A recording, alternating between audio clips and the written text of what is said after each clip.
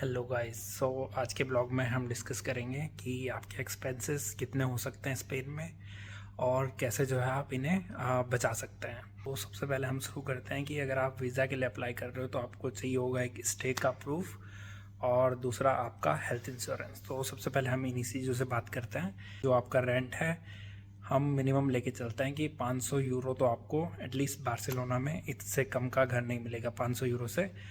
और अगर आप स्पेन की किसी अदर सिटी में रह रहे हो तो वहाँ पे रेंट जो है सस्ता हो सकता है, क्योंकि जितना भी मैंने अपने दोस्तों से डिस्कस करा है काफ़ी लोग बताते हैं कि बार्सिलोना जो रेंट के मामले में काफ़ी एक्सपेंसिव है। तो यहाँ पे हम मतलब एक छोटे रूम का सिंगल पर्सन के लिए किसी एक अपार्टमेंट में मिनिमम 500 यूरो लेके चलते हैं।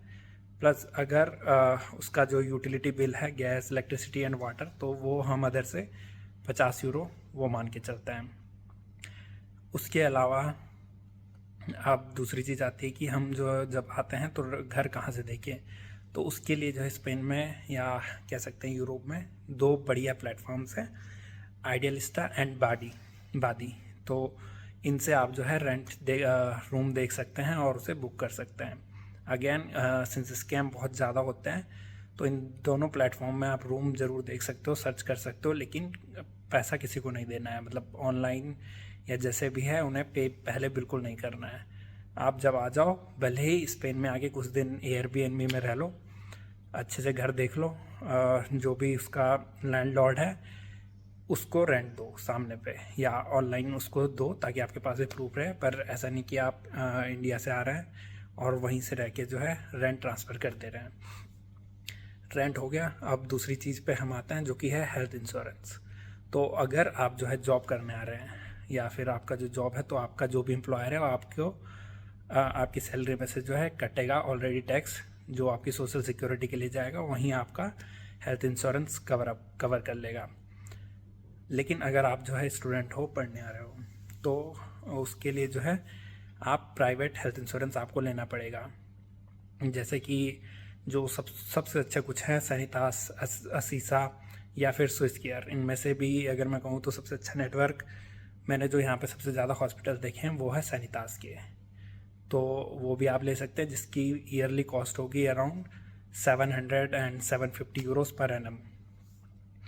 ठीक है, हेल्थ इंश्योरेंस हो गया। सैनिटास के काफ़ी खुद के हॉस्पिटल भी हैं और उनके बड़े नेटवर्क भी हैं, वो भी अच्छा है। असीसा और स्विस केयर दो ये भी अच्छा है, तो वो आप अपनी तरफ से ले सकते हैं। अब आपका जो है दो चीज़ें हो गई, हाउस और हेल्थ इंश्योरेंस। ये आपको वीज़ा में भी सबमिट करना होगा।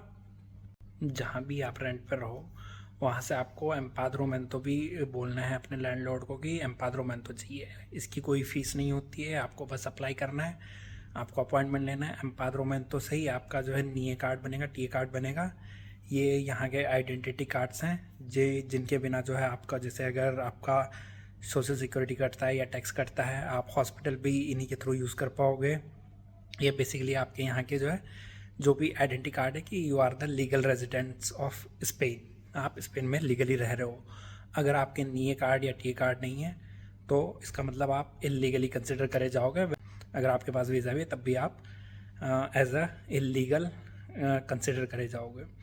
टीए और नीए कार्ड लेना, टीए कार्ड बनाना कोई मुश्किल नहीं है। आपको अपॉइंटमेंट लेना है, पुलिस स्टेशन जाना है जिस दिन आपका अपॉइंटमेंट हो, और कुछ दिनों में आपका टी कार्ड बन के आ जाएगा। जितने भी आपका जो है वर्क परमिट का टाइम ड्यूरेशन होगा उस हिसाब से आपको टी कार्ड की भी ड्यूरेशन मिल जाएगी। उसके लिए सबसे पहले ज़रूरी है कि आप जहाँ भी रह रहे हो, जिस एड्रेस पे रह रहे हो या जो भी आपका लैंडलॉर्ड है उससे एम्पाद्रोमेंतो मांगे, एम्पाद्रोमेंतो रजिस्टर करवा लें।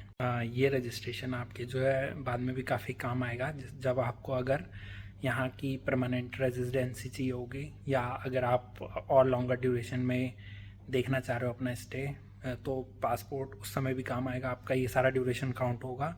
तो इसके लिए सबसे पहले तो यही कि आप आएँ तो एम्पाद्रोमेंतो ज़रूर लें। थर्ड चीज़ आती है कि जैसे ही आप एयरपोर्ट पर लैंड करते हो स्पेन में, तो आपको जहाँ भी आपका रूम है या जहाँ भी आपका वर्क प्लेस है वहाँ नियर बाई जाना होगा। तो उसके लिए जो है यहाँ इनका टीएमबी नेटवर्क है, ट्रैवल कार्ड। एयरपोर्ट पे काफ़ी वेंडिंग मशीन्स लगी हैं, वहाँ से आप टिकट ले सकते हो depending on the zone wherever you live और wherever your apartment is. तो ट्रैवल के लिए जो है अगर आपकी एज 30 से नीचे है तो इनका जो है टी जोवे करके कार्ड आता है, यूएमबी कार्ड, उसका जो है चार्ज है 45 Euros for 3 months. Unlimited number of rides आप ले सकते हैं उनके, चाहे वो ट्राम हो, चाहे बस हो, या फिर चाहे मेट्रो हो, चाहे रेनफे हो, जो भी है, या रोड रैलीज हो, सारे नेटवर्क पे आप जो है अनलिमिटेड टाइम्स उसे कर सकते हो। और अगर इसमें ये फ़ायदा है कि अगर आपकी एज 30 से कम है तो जो ये टीजोवे कार्ड है इसमें अनलिमिटेड राइड्स हैं, प्लस सारे के सारे जोन सातों के सातों कवर करता है, जितना पूरा बार्सिलोना है उसे पूरा कवर करता है। ओके, बार्सिलोना का पूरा नेटवर्क कवर करता है। लेकिन अगर आपकी एज 30 से ऊपर है तो उसके लिए आपका एक टी यूजुअल करके अलग कार्ड आता है, उसकी कॉस्ट पड़ती है 22 यूरोस पर मंथ। इसमें आपको अनलिमिटेड राइड्स मिलती है, पर सिर्फ एक जोन के लिए। इसमें आपको सातों के सातों जोन नहीं कवर होंगे। अगर आप 7 जोन का लेना चाहें तो बहुत महंगा पड़ेगा, पर जिस जोन में भी आपका घर है, जहां आपका वर्क प्लेस और अपार्टमेंट है, वहीं आपका ट्रैवल होना है, तो आप 22 यूरो में उस स्पेसिफिक जोन का देख के ले सकते हैं। अनदर चीज़ है वो है कि जो स्टूडेंट आते हैं यहाँ पे, जो तो जॉब करने आ रहे हैं, तो उनका तो ऑब्वियसली ये सैलरी है, उसके अलावा क्या ही पार्ट टाइम जॉब लगेंगे। लेकिन जो स्टूडेंट आ रहे हैं उनका काफ़ी होकर रहता है कि हम लोग है जो है पार्ट टाइम जॉब कर लेंगे।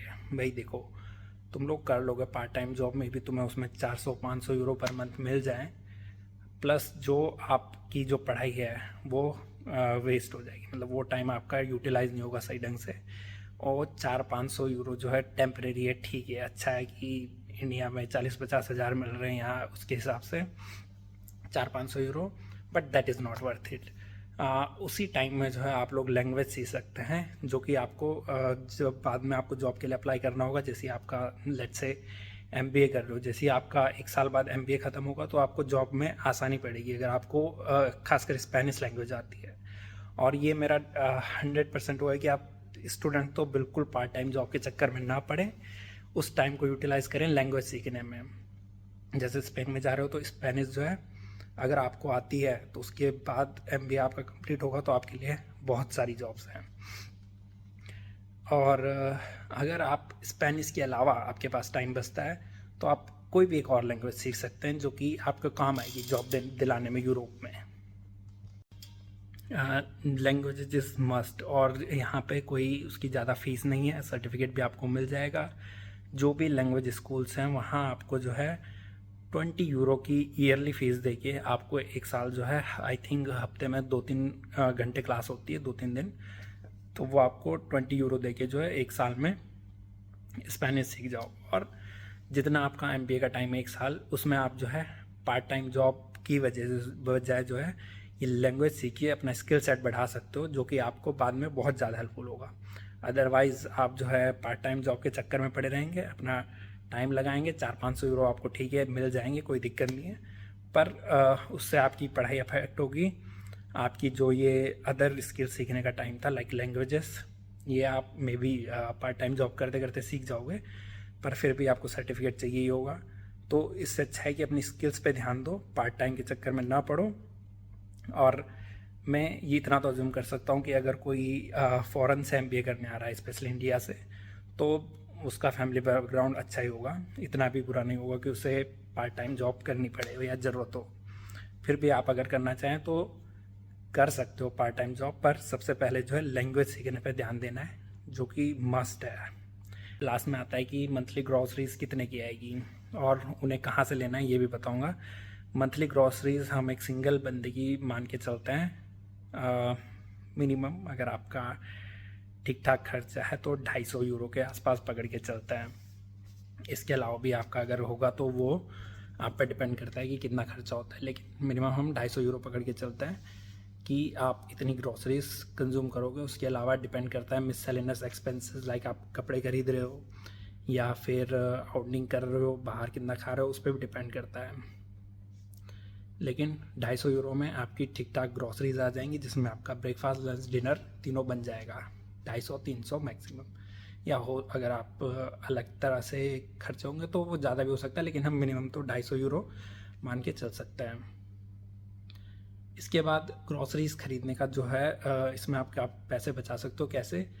क्योंकि यूरोप में जो है लिडेल, अल्दी, मर्काडोना, जो इनके सुपरमार्केट्स हैं, वहाँ से आप ख़रीदना, आपको चीज़ें जो है सस्ती मिलेगी कंपैरेटिवली, जो कुछ 24 आवर्स करके छोटी दुकानें होती है, सुपर मार्केट करके उन पर लिखा हुआ आता है, तो वहाँ आपको जो है वही चीज़ें 40-50% महंगी मिलेगी डेफिनेटली।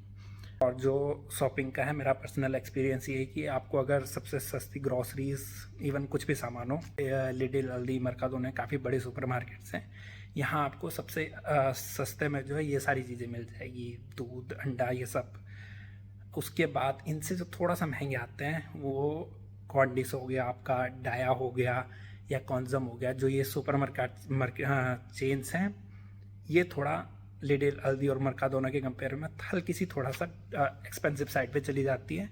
और इनसे भी एक्सपेंसिव साइड पे फिर आपका जाता है जो ये लोकल शॉप्स होती है, जो 24 आवर ओपन शॉप्स होती हैं, तो ये तो बहुत एक्सपेंसिव साइड में चली जाती हैं।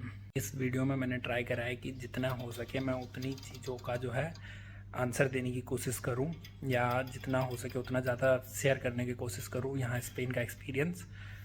तो स्टिल अगर कोई चीज़ मिस हो गई या कुछ आपके डाउट्स हों तो आप कमेंट्स में पूछ सकते हैं, मैं हमेशा जवाब देता हूँ। और अगर आपको इन्फॉर्मेशन काम की लगी तो चैनल को सब्सक्राइब और लाइक ज़रूर कर सकते हैं। थैंक्स।